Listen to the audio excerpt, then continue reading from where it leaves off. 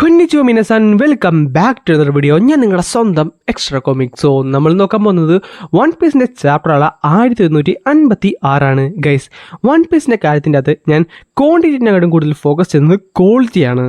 അതുകൊണ്ടാണ് ചാപ്റ്ററിൻ്റെ ഏതെങ്കിലും ഒരു സ്കാൻസ് ഇറങ്ങാൻ നേരത്ത് ഞാൻ അപ്പം തന്നെ എക്സ്പ്ലെയിൻ ചെയ്ത നല്ലൊരു സ്കാൻസിന് വേണ്ടി വെയിറ്റ് ചെയ്യുന്നത്. സോ ഇത്ര നേരം നമ്മുടെ വീഡിയോയ്ക്ക് വേണ്ടി കാത്തിരുന്ന എല്ലാവർക്കും ഒരു ബിഗ് താങ്ക്സ് പറയുവാണ് ഞാൻ. ഗൈസ്, നിങ്ങൾക്ക് വൺ പീസ് ഇഷ്ടമാണെന്നുണ്ടെങ്കിൽ ഇപ്പം തന്നെ ആ ലൈക്ക് ബട്ടൺ ഒന്ന് അടിച്ച് പൊട്ടിച്ചേക്കണം. പിന്നെ ഇതുപോലത്തെ ഇൻട്രസ്റ്റിംഗ് വീഡിയോസിനെ പേജ് സബ്സ്ക്രൈബ് ചെയ്യാനും പിന്നെ താഴെ കമന്റ് ബോക്സിനകത്തുള്ള ആ ഒരു ഹൈപ്പ് ബട്ടൺ ഉണ്ടല്ലോ അതൊന്ന് അമർത്താൻ മറക്കണ്ട. കാര്യം നിങ്ങൾ ഹൈപ്പ് ചെയ്ത് കഴിഞ്ഞാൽ അത് നിങ്ങൾ എന്നെ സപ്പോർട്ട് ചെയ്യുന്നു എന്നാണ് അർത്ഥം. നിങ്ങൾ എന്നെ സപ്പോർട്ട് ചെയ്ത് കഴിഞ്ഞാൽ ഇതുപോലെ വളരെയധികം ക്വാളിറ്റിയുള്ള ആനിമി കണ്ടന്റ്സ് നിങ്ങൾക്ക് എല്ലാ ദിവസവും കിട്ടുന്നതാണ്. എന്തായാലും അധികം ഒന്നും പറഞ്ഞ് ഞാൻ ബോറടിപ്പിക്കുന്നില്ല. നമുക്ക് നേരെ വീഡിയോയിലേക്ക് കിടക്കാം. ഗൈസ്, ഇതിൻ്റെ അകത്ത് കവർ പേജിൻ്റെ അകത്ത് നമുക്കൊരു കളർ സ്പ്രെഡാണ് കാണാൻ സാധിക്കുന്നത്. അതേപോലെ തന്നെ നമുക്കറിയുന്ന ഒരു കാര്യമാണ് ഓട ഇതേപോലെ കളർ സ്പ്രെഡിൻ്റെ അത് പല പല ഹിഡനുള്ള ഡീറ്റെയിൽസ് ഒക്കെ ഒളിപ്പിച്ച് വെക്കാറുണ്ട്. സോ ഇതിൻ്റെ ഒരു ഡീകോഡിംഗ് സെക്ഷൻ വേണമെന്നുണ്ടെങ്കിൽ നിങ്ങൾ ഇപ്പം തന്നെ കമന്റ് ബോക്സിൽ ഒന്ന് പറഞ്ഞാൽ മതി. നമുക്ക് ഈ ഒരു കവർ പേജ് ഫുള്ളി ഡീകോഡ് ചെയ്തുകൊണ്ട് മറ്റൊരു വീഡിയോ ചെയ്യാവുന്നതാണ്.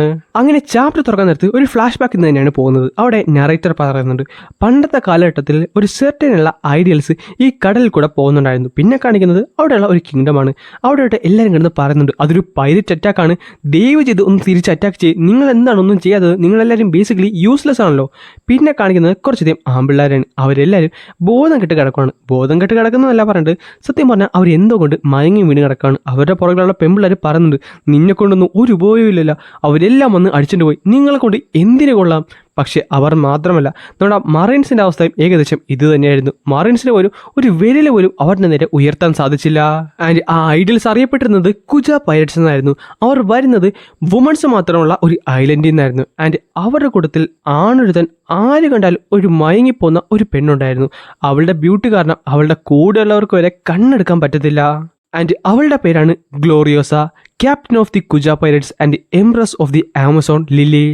ആൻഡ് അവളുടെ സൗന്ദര്യം അത്രത്തോളം പെർഫെക്റ്റ് ആയിരുന്നു, ആര് കണ്ടാലും ഒന്ന് മയങ്ങിപ്പോവും. അതിപ്പോൾ പെണ്ണാണെങ്കിലും കൊള്ളാം ആണാണെങ്കിലും കൊള്ളാം. പെട്ടെന്നാണ് ഒരു പെൺകൊച്ചി കുറച്ചധികം ലെറ്റേഴ്സുമായിട്ട് നമ്മുടെ ഗ്ലോറിയോസ് അടുത്തേക്ക് വരുന്നത്. എംപ്രസ്, ഇത് താങ്കൾക്ക് വന്നിട്ടുള്ള ഏറ്റവും പുതിയ ഫാൻ ലെറ്റേഴ്സാണ്. അല്ല ട്രിറ്റോമ, അപ്പോൾ പുറയിൽ കാണുന്നതോ അത് ആരുടെയാണ്? അത് താങ്കൾക്കുള്ളതല്ല, അത് നമ്മുടെ ലേഡി ഷാക്കിക്കുള്ളതാണ്. ഇത് പറയുന്നത് മറ്റാരുമല്ല, ട്രിറ്റോമ. പുള്ളിക്കാരിയായിരുന്നു ഫ്യൂച്ചറിലെ ആമസോൺ ലില്ലിയിലെ എംപ്രസ്. അതെങ്ങനെ സാധ്യമായി? ഞാനല്ലേ ഈ കൂട്ടത്തിലെ ക്യാപ്റ്റൻ. സോ എന്നെക്കാട്ടും ഭംഗിയുള്ള രീതിയിൽ അവൾക്ക് എങ്ങനെയാണ് ഈ ഫാൻ ലെറ്റേഴ്സ് ഒക്കെ കിട്ടുന്നത്? ശരിയാണ്. അപ്പോഴാണ് നറേറ്റർ പറയുന്നത് ഗ്ലോറിയസ് എന്ന് പറയുന്നത് എല്ലാവരും കണ്ണു വെച്ച് പോകുന്ന ഒരു ബ്യൂട്ടി ആയിരുന്നു. എന്നാൽ അതിനെക്കാട്ടും ഒരു പടി മുകളിൽ മറ്റൊരാൾ കൂടെ അവരുടെ കൂട്ടത്തിൽ തന്നെ ഉണ്ടായിരുന്നു. ആൻഡ് അവൾ മറ്റാരുമല്ല, ഗ്ലോറിയസുടെ ഫസ്റ്റ് മേറ്റായുള്ള ഷാക്കിയാക്കുവാണ്, AKA ഷാക്കി. പെട്ടെന്നൊരുത്തി പറയുന്നുണ്ട് ക്യാപ്റ്റൻ എനിമി വരുന്നുണ്ട്. അത് നമ്മുടെ റോജറിൻ്റെ ഷിപ്പല്ലേ? പിന്നെ കാണിക്കുന്നത് നമ്മുടെ റോജറിൻ്റെ ഷിപ്പാണ്. റോജർ പറയുന്നുണ്ട് ഞാൻ റോജറാണ് സംസാരിക്കുന്നത്, കുജ പൈരറ്റ്സ് എത്രയും പെട്ടെന്ന് അവളെ ഹാൻഡ് ഓവർ ചെയ്യാൻ നോക്ക്. എന്നിട്ട് റോജർ കിടന്ന് കാണുന്നുണ്ട് ഇന്ന് എന്തൊക്കെ വന്നാലും ഞാൻ ഉറപ്പായിട്ടും അവളെയും കൊണ്ടുപോയിരിക്കും. ഞാൻ പറയുന്നത് നിങ്ങളുടെ കൂട്ടത്തിലെ ഫസ്റ്റ് മേറ്റുള്ള ഷാക്കിയാക്കിനെ കുറിച്ചാണ്. നമ്മുടെ ഗ്ലോറിയസ് പറയുന്നുണ്ട് റോജർ നീ എന്താണ് പറയുന്നത്? എന്നെപ്പോലും സ്ത്രീ നിന്നെ സ്നേഹിക്കുന്നില്ലേ? അതിൽ കൂടുതൽ നിനക്ക് എന്ത് വേണം? ഈ സമയത്ത് റോജറിൻ്റെ നമ്മുടെ കുജ പൈരറ്റ്സിൻ്റെ ഷിപ്പ് കൂട്ടിമുട്ടിയിട്ടുണ്ട്. ഈ സമയത്ത് പെട്ടെന്ന് കുജ പൈരറ്റ്സിൻ്റെ അന്ന് ഒരു ഡോർ തുറന്നിട്ട് പറയുന്നുണ്ട് നീ വീണ്ടും വന്നോ എന്നെ പിടിക്കാനായിട്ട്? ഈ സമയത്ത് എല്ലാവരും ഞെട്ടിത്തെറിച്ചു പോയി. ശരിയാണ്, അവളുടെ ഓരോ അനക്കവും കണ്ണ് ചിമ്മിക്കുന്നതായിരുന്നു. ശരിയാണ്, അവളെ കാണുമ്പോൾ പൂ വരെ വാടിപ്പോവും, പാട്ടുപാടുന്ന കിളികൾ വരെ പാട്ടിനെ പറ്റി മറന്നുപോകും. ഫ്രണ്ട്സ് ആണെങ്കിലും ഫോഴ്സ് ആണെങ്കിലും എല്ലാവരും തമ്മി തല്ലാൻ തുടങ്ങും. ഈ സമയത്ത് അവൾ നേരെ പുറത്തേക്ക് വന്നിട്ടുണ്ട്. പക്ഷേ പുറത്തേക്ക് വന്നത് ഗബാനെ വിളിച്ചുകൊണ്ടാണ്. എന്നിട്ട് ഗബാന ചെറുതായിട്ട് ഒന്ന് അറ്റാക്കും ചെയ്യുന്നുണ്ട്. ഈ സമയത്ത് റോജർ പറയുന്നുണ്ട് നിനക്ക് എത്ര ധൈര്യം ഉണ്ടായിട്ടാണ് ഗബാന അങ്ങനെ ചെയ്തത്?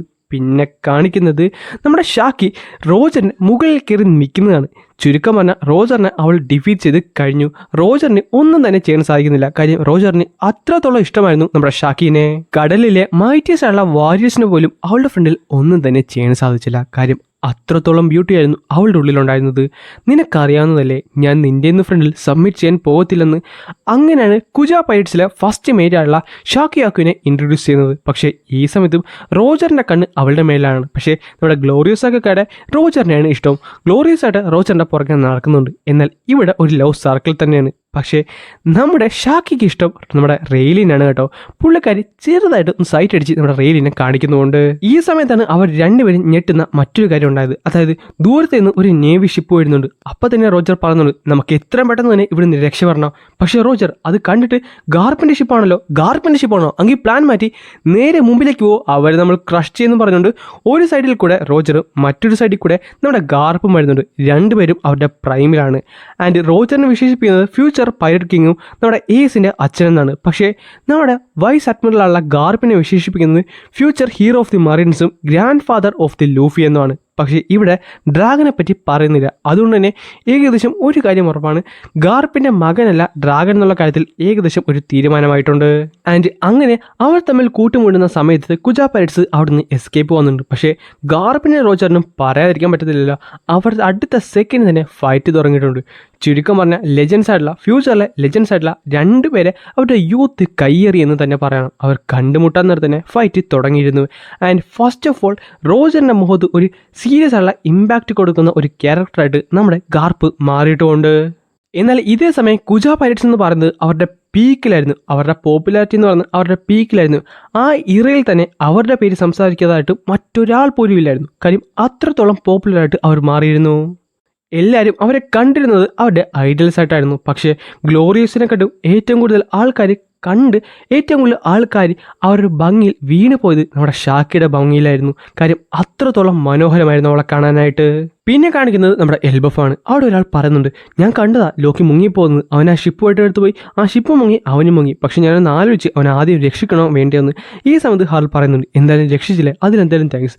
പക്ഷേ ഇടയായിട്ട് പെട്ടെന്ന് കിടന്ന് ദേഷ്യപ്പെടാൻ തുടങ്ങും.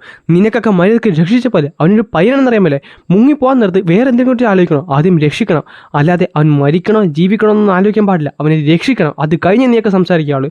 ഈ സമയത്ത് ലോക്കി പറയുന്നുണ്ട് എന്നെ രക്ഷിക്കാൻ ഞാൻ ആരോടും പറഞ്ഞില്ല. എന്നാൽ ഇത് കേൾക്കാൻ നേരത്ത് അവനെ രക്ഷിച്ചവന് വരെ ദേഷ്യം വരുന്നുണ്ട്. ആ ടൈമിൽ ഇട പോയി പറയുന്നുണ്ട് പോട്ടടാ നീ വിഷമിക്കൊന്നും വേണ്ട, നിൻ്റെ അമ്മ പോയി നിൻ്റെ അച്ഛനായിട്ട് എപ്പോഴും ബിസിയുമാണ്, നീ എന്തായാലും ഒറ്റക്കാണെന്ന് എനിക്ക് നന്നായിട്ട് തന്നെ അറിയാം, നിനക്ക് എൻ്റെ കൂടെ താമസിക്കണോ. പക്ഷേ ഇത് കേൾക്കാൻ നേരത്ത് ലോക്കിയും ഹച്ചറുദ്ദീനും ഒരേപോലെ തന്നെ അത് വേണ്ടെന്ന് പറയുന്നുണ്ട്. നീ എൻ്റെ അച്ഛൻ്റെ സ്വത്തിന് പറയുകയാണ്, നീ ഒരു ഗോൾഡ് ഡിഗറാണ്, അതുമാത്രമല്ല നീ എൻ്റെ അമ്മയൊന്നും അല്ലെന്ന് പറഞ്ഞുകൊണ്ട് നമ്മുടെ ഇടിയടുക്ക് ലോക്കി ദേഷ്യപ്പെടുന്നുണ്ട്. ഈ സമയത്ത് ഹച്ചറുദ്ദീനും ദേഷ്യം വരും, അതേപോലെ തന്നെ ഹാളിനും ദേഷ്യം വരും. അവൻ പറയുന്നുണ്ട് ലോക്കി നീ പറഞ്ഞത് ഒരിക്കലും ക്ഷമ അർഹിക്കാത്ത വാക്കുകളാണ്, അതുകൊണ്ട് എത്ര പെട്ടെന്ന് സോറി പറയാൻ നോക്ക്. പക്ഷേ നമ്മുടെ ഇടയായിട്ട് അതൊന്നും കാര്യമാക്കത്തില്ല. ഇട ഒരു സ്വന്തം മകനെ പോലെയാണ് ലോക്കിനെ നോക്കുന്നത്. എന്നിട്ട് പറയുന്നുണ്ട് നീ ശരിക്കും ക്യൂട്ടാണ് കേട്ടോ, എനിക്കിവിടെ ഇഷ്ടമല്ല, എനിക്ക് കൺട്രി ഇഷ്ടമല്ല, നിങ്ങളാരും ഇഷ്ടമല്ല, നിങ്ങളെല്ലാവരും വീക്കാണ്, നിങ്ങളെല്ലാവരും ഡേർട്ടിയാണ്, ഞാൻ റോക്സിനെ പോലെ ആകാൻ പോവുകയാണ്, ഞാൻ റോക്സിനെ പോലെ ആയിട്ട് ഞാൻ ഫ്രീ ആയിട്ട് ജീവിക്കുന്നതാണ്. ആ ദിവസം മുതൽ റോക്സ് എപ്പോഴൊക്കെ നമ്മുടെ എൽബോഫിൽ വന്നാലും ലോക്കി അവൻ്റെ അടുത്തേക്ക് പോകുന്നതാണ് അവനെ റിക്രൂട്ട് ചെയ്യാനായിട്ട്. പക്ഷേ ലോക്കി ആയിട്ട് അവനെ റിക്രൂട്ട് ചെയ്യത്തുമില്ല. അങ്ങനെ ഹച്ചിനോസ് നമ്മുടെ റോക്സ് പിടിച്ചെടുത്തിട്ട് മാസങ്ങൾ കടന്നുപോയി. അവിടെ പലരും അവിടേക്ക് വരുന്നുണ്ടായിരുന്നു. അങ്ങനെയൊക്കെയാണ് ഒരുത്തരം അവിടേക്ക് വന്നിട്ട് പറയുന്നത് ഞാൻ റോക്സിനെ കാണാൻ വന്നതാണ് ആ പൈററ്റിൽ ചേരാനായിട്ട്. നടന്നു തന്നെ നീ ആ കാണുന്ന സ്ഥലം കണ്ടോ, അവിടെയാണ് അവരെല്ലാവരും നിൽക്കുന്നത്. പക്ഷേ നീ അവിടേക്ക് ചെല്ലുന്നതിന് മുമ്പ് തന്നെ നിന്നെ ആരെങ്കിലും കൊല്ലുന്നതായിരിക്കും. നീ അവിടേക്ക് ചെന്ന് കഴിഞ്ഞാൽ എന്തെങ്കിലും ചാൻസ് ഉണ്ട്, പക്ഷേ നിനക്കൊരിക്കലും അവരെ കണ്ടുമുട്ടാൻ പറ്റത്തില്ല. കാര്യം അത്രത്തോളം ഡീപ്പറും സ്ട്രോങ്ങറുമാണ് അവിടെയുള്ള ആൾക്കാർ. നിനക്ക് എന്തായാലും നടക്കുമെന്നും പറഞ്ഞുകൊണ്ട് പെട്ടെന്ന് അവനെ ഒരുത്തൻ ചവിട്ടുന്നുണ്ട്. ഈ സമയത്ത് പെട്ടെന്നാണ് ആ ചവിട്ടി അവൻ്റെ തല അവൻ കയറി പിടിച്ച് പോക്കുന്നത്. അത് മറ്റാരുമല്ലെന്ന് ക്യോ ആയിരുന്നു, ദി വിക്കഡ്. ചുരുക്കം പറഞ്ഞാൽ ഫ്യൂച്ചറിലെ സിൽവർ ആക്സ് ആയിരുന്നു അവൻ. ഇവനെ കാണാത്ത എല്ലാവരും ഞെട്ടിത്തെറിച്ചു പോയി. കാര്യം ഷീക്കയുടെ റൈവൽ എന്നാണ് അവനെ ആ ടൈമിൽ അറിയപ്പെട്ടുന്നത്. റോക്സ് പൈററ്റ്സിൻ്റെ ആ ഒരു പോപ്പുലാരിറ്റി കാരണം തന്നെ പല സ്ട്രോങ്ങായിട്ടുള്ള കാൻഡിഡേറ്റ്സും അവിടേക്ക് വരുന്നുണ്ടായിരുന്നു. റോക്സിൻ്റെ പൈററ്റ്സിനകത്ത് ചേരാനായിട്ട് പെട്ടെന്നായിരുന്നു അവിടെ ഒരു എക്സ്പ്ലോഷൻ കേൾക്കുന്നത്. ചുരുക്കം പറഞ്ഞാൽ ആ ഒരു വലിയ സ്റ്റാച്ചുവിൻ്റെ കണ്ണിൻ്റെ അവിടെ 2 എക്സ്പ്ലോഷൻ. അപ്പോഴാണ് റോക്സ് പറയുന്നത് എന്നാലും ഈ വ്യൂ കൊള്ളാം, ഈ വ്യൂ എനിക്ക് നന്നായിട്ട് ഇഷ്ടപ്പെട്ടു. ചുരുക്കം പറഞ്ഞാൽ ഹച്ചിനോസിലുള്ള ആ ഒരു സ്കൾ ഫേസ് ആക്കി മാറ്റുന്നത് നമ്മുടെ റോക്സ് ആണ് എന്നിട്ട് അവൻ പറയുന്നുണ്ട്. സോ ഞാൻ നേരത്തെ പറഞ്ഞതുപോലെ ഞാൻ ആ 2 ഡബിൾ ഫ്രണ്ടിൻ്റെ പുറകെയാണുള്ളത്. ഒരെണ്ണം എന്തായാലും എൽബോ ഫ്രണ്ട്, അതെങ്ങാനും ഹാളിൽ കഴിച്ചു കഴിഞ്ഞാൽ ട്രൂ പവർ എന്താണെന്ന് നമുക്ക് കാണാൻ സാധിക്കുന്നതാണ്. അത് കഴിയുമ്പോൾ ക്യാപ്റ്റൻ ജോണിനെ കാണിക്കുന്നുണ്ട്. അവൻ പറയുന്നുണ്ട് പിന്നെ ആ ഗാലറിയിലെ അവരെന്തായാലും നമുക്ക് കണ്ടുപിടിക്കാൻ നോക്കാം, പക്ഷേ ഞാൻ കേട്ടത് അവർ ലെജൻസ് ആണെന്നാണ്. അത് കഴിയുമ്പോൾ നമ്മുടെ ലിലിൻ പറയുന്നുണ്ട് ഫ്യൂച്ചർ ബിഗ് മോം, ഞാൻ എന്തായാലും എൻ്റെ കോൺടാക്ട്സ് യൂസ് ചെയ്ത് എല്ലാവരും ട്രാക്ക് ചെയ്യാൻ നോക്കിയിട്ടുണ്ട്, പക്ഷേ എനിക്കൊന്നും ഇതുവരെ കിട്ടിയിട്ടില്ല. ആകെപ്പാട് കിട്ടിയത് ആ ജയൻസിനെയാണ്, ആ ഫ്രീസായി കിടക്കുന്ന ജയൻസിനെ. അവിടേക്ക് പോയിട്ടിപ്പോൾ എന്ത് കാണിക്കാനാണ്, അവരെല്ലാവരും മരിച്ചിരിക്കുകയാണ്, അവരെന്തായാലും നമുക്ക് തിരിച്ചു കൊണ്ടുവരാൻ പറ്റത്തില്ലെന്ന് നമ്മുടെ ന്യൂ ഗേറ്റ് പറയുന്നുണ്ട്. ഈ സമയത്ത് പൈററ്റ് സ്റ്റ്യൂറിസൺ ഇതെന്ന് പറയുന്നത് നമ്മുടെ ലിലിൻ്റെ പാർട്ട്ണർ ഇൻ ക്രൈമാണ്. അവനും പറയുന്നുണ്ട് ശരിയാണ് അവിടെ ജോലിക്ക് പോയിട്ട് വലിയ കാര്യമുണ്ടോ? എന്തായാലും നമുക്ക് അവരെ കിട്ടാൻ പോകുന്നില്ല. നീയൊക്കെ ഒന്ന് വാഴക്കുന്നുണ്ട്. നമ്മളെല്ലാവരും ഡ്രീമേഴ്സാണ്. സോ ഡ്രീം ചെയ്യുന്നതിന് ഒരു ലിമിറ്റും ഇല്ലെന്ന് നമ്മുടെ റോക്സ് പറയും. അല്ല, അവരിപ്പോൾ ജീവനോടെ വന്നാലും അവർ നിന്നെ വിശ്വസിക്കുമെന്ന് എന്തെങ്കിലും വാക്കുണ്ടോ? നിന്നെ അവർ അനുസരിക്കുമെന്ന് എന്തെങ്കിലും ഉറപ്പുണ്ടോ? അത് പറയുന്നത് മറ്റാരുമില്ലായിരുന്നു, അവരുടെ കൂട്ടത്തിൽ ആ ഒരു ക്യാറ്റ് ഫിഷ്മാനായുള്ള പൈരറ്റ് ബാർബലായിരുന്നു. പെട്ടെന്ന് റോക്സ് പറയുന്നുണ്ട്, അതല്ലേ ഞാനും പറഞ്ഞത്, നമുക്കിപ്പോൾ ആവശ്യമെന്ന് പറയുന്നത് നമ്മുടെ എൽബഫിലെ കറണ്ട് കിങ് ആയുള്ള ഹാർലിനെയാണ്. അങ്ങനെയാണെന്നുണ്ടെങ്കിൽ നമ്മുടെ സ്ട്രെങ്ത് യൂസ് ചെയ്ത് അവനെ അങ്ങോട്ട് ഒബേ ചെയ്യിപ്പിച്ചാൽ പോരെന്ന് നമ്മുടെ കായുടെ ചോദിക്കുന്നുണ്ട്. പെട്ടെന്ന് റോക്സ് ഒന്ന് കായുടെ മുഖത്ത് നോക്കി ചവിട്ടി ദൂരത്തെ കയറിട്ട് പറയുന്നുണ്ട്, ഇനി നീ മിണ്ടി പോകരുത്. കായിഡോ ഒന്ന് അടങ്ങി നിൽക്കാൻ നോക്ക്, നമ്മളിവിടേക്ക് വന്നതേ ഉള്ളൂ. ഒന്നുമില്ലെങ്കിലും ഈ ക്രൂ അധികം നാളൊന്നും പോകുന്നില്ലെന്ന് നമുക്ക് നന്നായിട്ട് തന്നെ അറിയാം. എന്തായാലും ഇപ്പോൾ എത്രയും പെട്ടെന്ന് തന്നെ അത് നശിക്കുകയൊന്നും വേണ്ടല്ലോ. എന്നിട്ട് നമ്മുടെ ഷീക്ക് പറയുന്നുണ്ട്, ഇപ്പോൾ എന്തായാലും നമുക്കൊന്ന് ഒരുമിച്ച് നിൽക്കാം, നമുക്ക് എന്തായാലും ഫ്യൂച്ചറിൽ ഒരു നല്ല ക്ലാഷ് വരുന്നുണ്ട്. അപ്പോൾ റോക്സ് പറയുന്നുണ്ട്, ഹാർഡിൽ എന്ന് പറയുന്നത് എൻ്റെ നല്ലൊരു സുഹൃത്താണ് കായിഡോ. നീ ഇനി അവനെ പറ്റി എന്തെങ്കിലും പറഞ്ഞു കഴിഞ്ഞാൽ ഞാൻ നിന്നെ ഉറപ്പായിട്ടും ക്രഷ് ചെയ്യുന്നതായിരിക്കും. അതുകൊണ്ട് ഞാൻ പറയുന്നത് ശ്രദ്ധിച്ചു കേട്ടോ. എൽബഫ് എന്ന് പറയുന്നത് ഹോളി ലാൻഡ് ഡിസ്ട്രോയ് ചെയ്യാനുള്ള കീ ആണ്.